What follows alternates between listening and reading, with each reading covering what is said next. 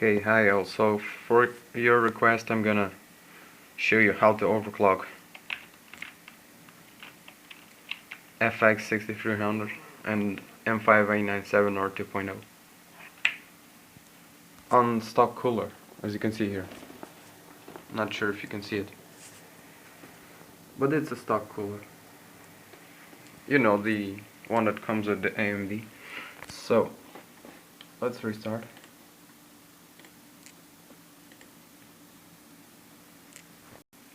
Okay, so as soon as it restarts, let's go to the BIOS by hitting delete here, or F2, or I don't know what your button is. As you can see, latest BIOS, latest version, 4 gigs of RAM, 6 core, and you want to go to F7, where you see F7 here, and hit OK. And now you're in the BIOS, UEFI. And what you want to do is hit F5 and hit yes. So it's on optimized default. As you can see, it's overclocked. I'm gonna put the stock values and hit F10 and yes. As you can see, the PC restarted.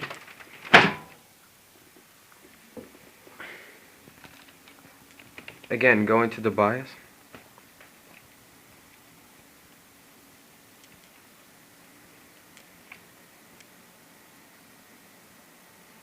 Come on, what the hell? Give me a sec here, it didn't go to the BIOS. Okay, so here's the stock cooler. Just remove the cover to show you that it's the stock cooler. Let's go to the BIOS now. It's stock, as you can see. Everything is on default. Hit F7. It's pretty much the same for all BIOSes, but some motherboards don't support overclocking. Or do, but they have a low-end Northbridge heatsink or Southbridge, so I don't recommend you to overclock on anything lower than 97 chipset. So as you can see, stock cooler here, 4 gigs of RAM.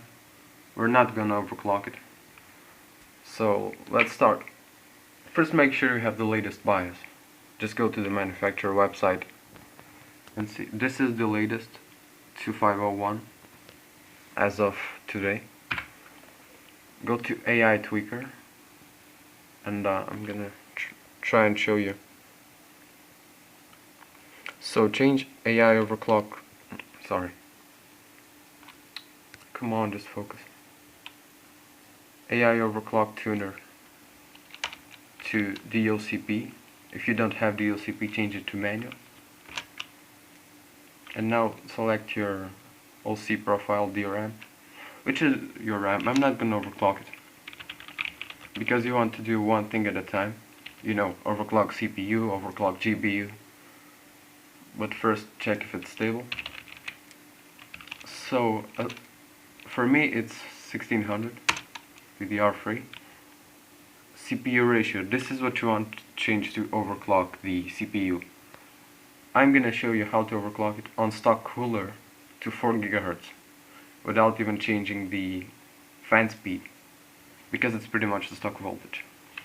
So change it to AMD FX6300 stock is 17.5.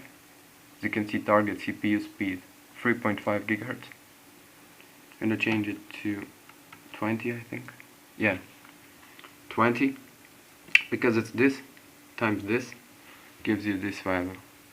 So target CPU speed is what you want to get, 4 GHz. Don't overclock it more than that on stock cooler, because it won't handle it.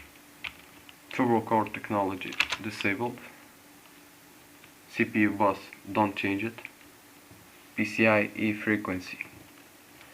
For default it's 100. I don't recommend you changing it unless you're overclocking your GPU, but that's later. Memory frequency 1600 again. CPU north bridge frequency. Just copy these values, 2000, 2400. So I'm gonna overclock it a little bit and get it more stable.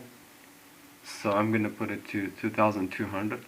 It shouldn't make a big difference, but it makes a huge difference for overclocking. So if you want to risk it a little bit, you can even put it here, but this is optimal for me.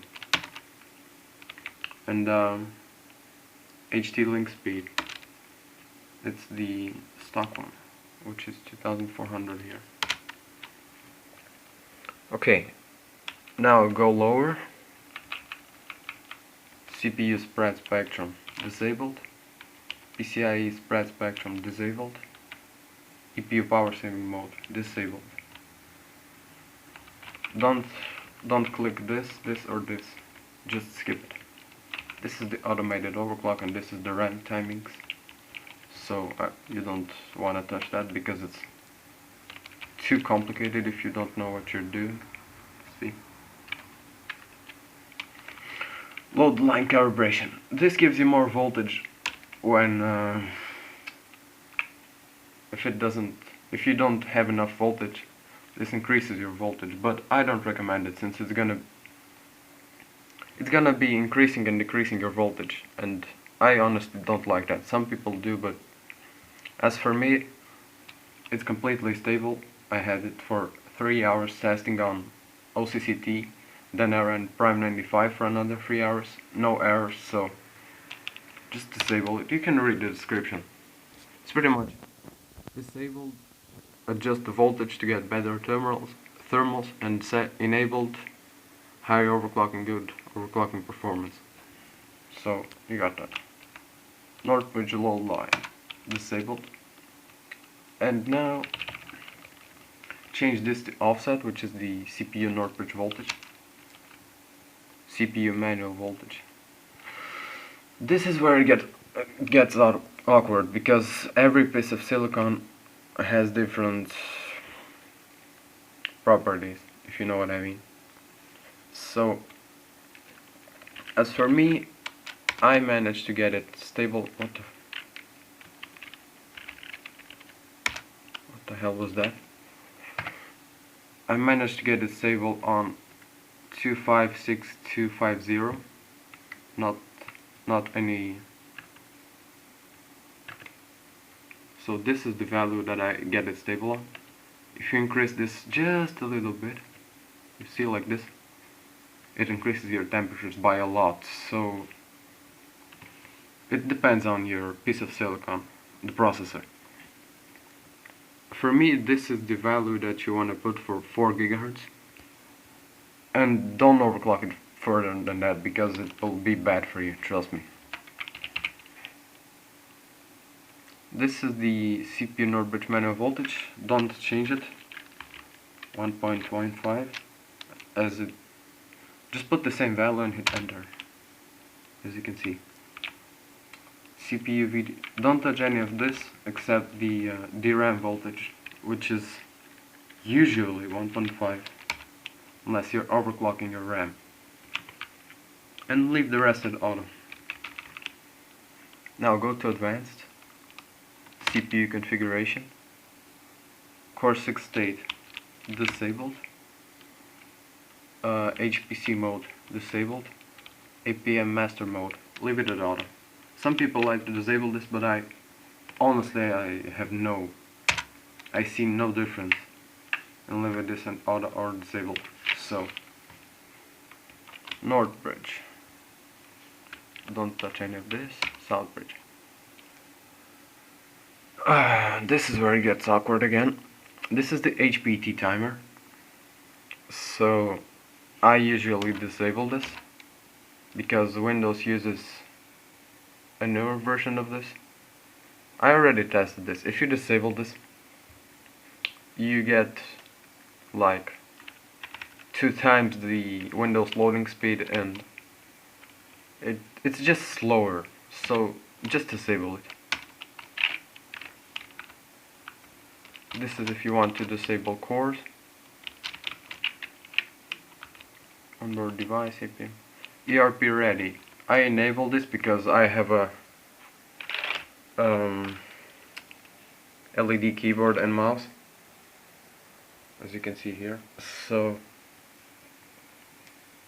it has those lights, you know, and if I try to sleep with them on, it's nearly impossible. So I have this enabled. You don't have to enable this unless you have like an LED keyboard and you want to disable it when you shut down Windows. Network stack, leave it how it is. Now go to monitor, because if you don't go to monitor and change the CPU fan speed to manual, and this goes to 300, as well as this.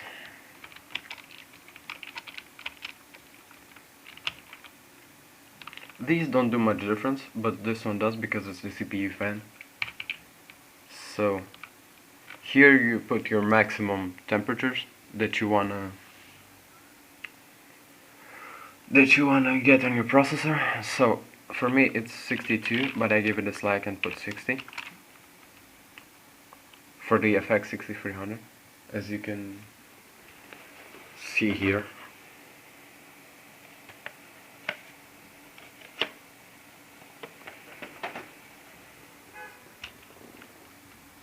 So this is the minimum temperature. It's usually 40 to 45. You can change, you can touch with those, because if this temperature is 40 on your CPU, then the fan speed will go lower. This is the maximum CPU fan usage. I put this at 85 because the stock fan makes you if it ramps up to 100, which it does, then man, it's so loud. I usually put this 85 to 80. I tested this and 80 is just fine, unless you're using all your cores, full 100% usage on all cores, then be my guest and put this to 100 or 90, because primarily 5 on reach 62 degrees on 80. So yeah, CPU fan minimum duty cycle. This is the minimum speed. Let's put it at 50. No, actually I'm gonna put the 40. And this is pretty much the chassis fan. It doesn't make much difference for your temperatures on the CPU, but it can help, because this is the intake fan, the exhaust fan, and all that good stuff. Chassis upper temperature 70. Upper temperature is here. I put 50 here because it starts to ramp up as you reach 50 degrees on the CPU, and when it reaches 60 on the CPU, the fan is gonna be 80, which is the maximum I allow it to go, since more than 80 is pretty damn loud. Chassis fan max duty cycle. This is the maximum chassis fan. For me they're not loud, so I pretty much can't hear them, even with the case open, so I put this to 100 and yeah, and just leave it at 60, and you can't change the lower temperature. So yeah, that's pretty much it. Let me just change it. Pulse delay to 2 seconds, because 3 seconds is a bit too much, and I don't think you have to do anything else. Yep, that's pretty much it. So hit F10, as you can see here, F10 save, and hit yes. Your PC should shut down and start up again by itself. If it doesn't, then you overclock something wrong, but you can enable it and see if it's stable.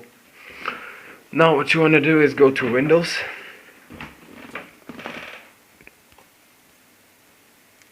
Okay, so we're in Windows now. You shouldn't have this is just for me. It's a Windows bug, so yeah. It does this every time.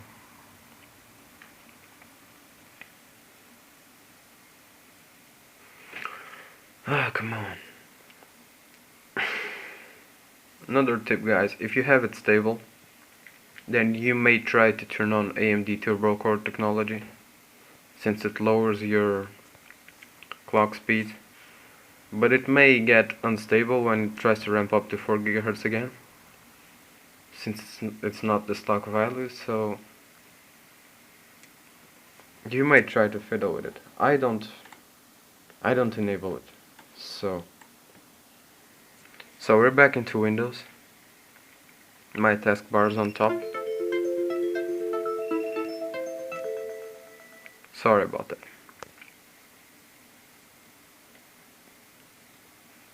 So now you just give it a little bit of time to refresh all the stuff.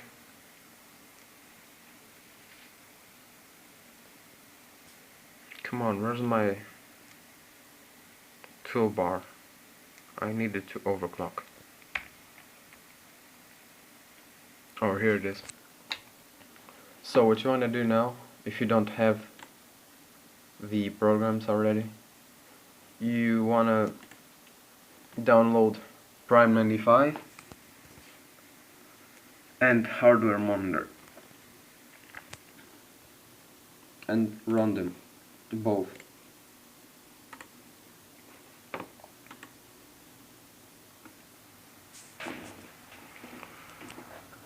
And then you get these temperatures here.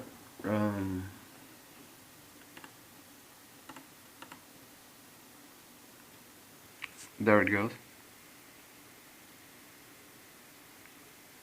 And now you want to run Prime 95.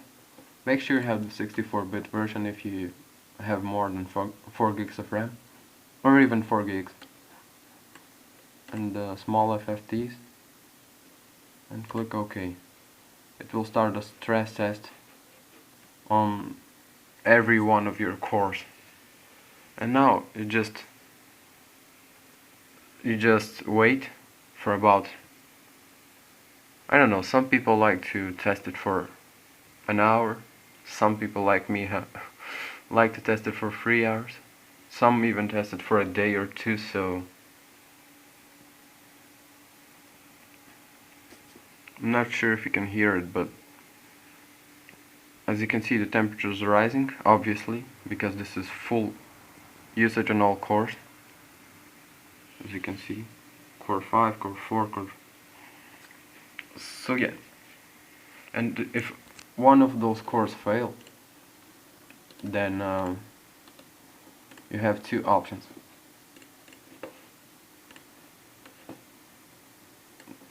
If a core fails, it says on the core that failed, it says worker stopped and the others just continue to stress test.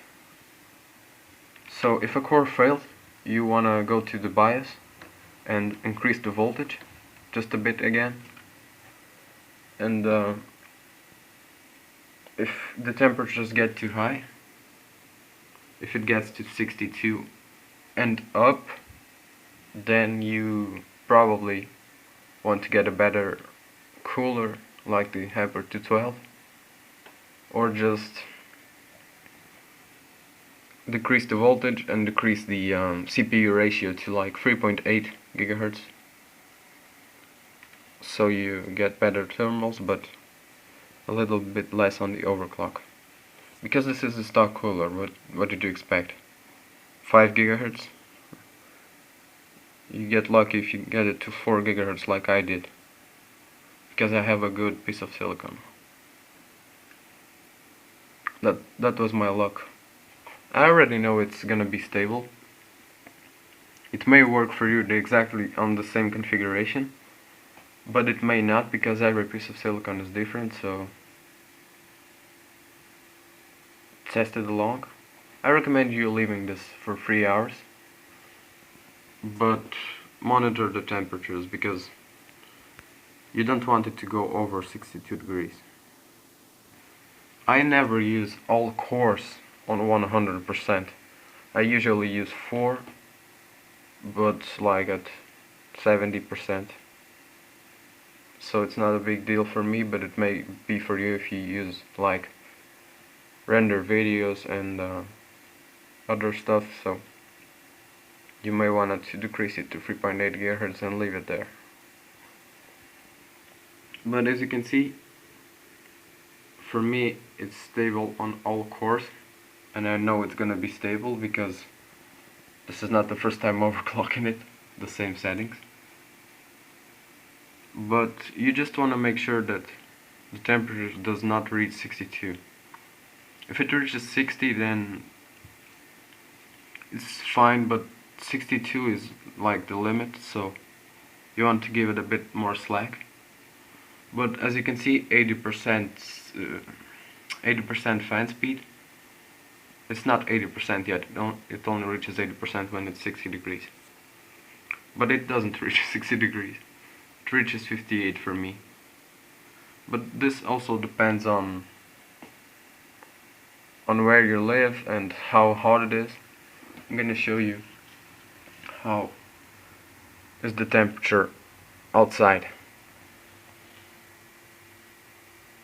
It's pretty cold. It's like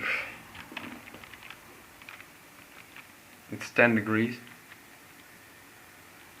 so that's a bit cold for me. But in the summer you don't want to go as far as this with the overclock on stock cooler. See, 58, and for me it stays there. It doesn't go more than 58, and I already tested for 3 hours, so yeah. So I think that's pretty much it. Thanks for watching. If you have any questions, just comment below and I'll try to reply as soon as I can.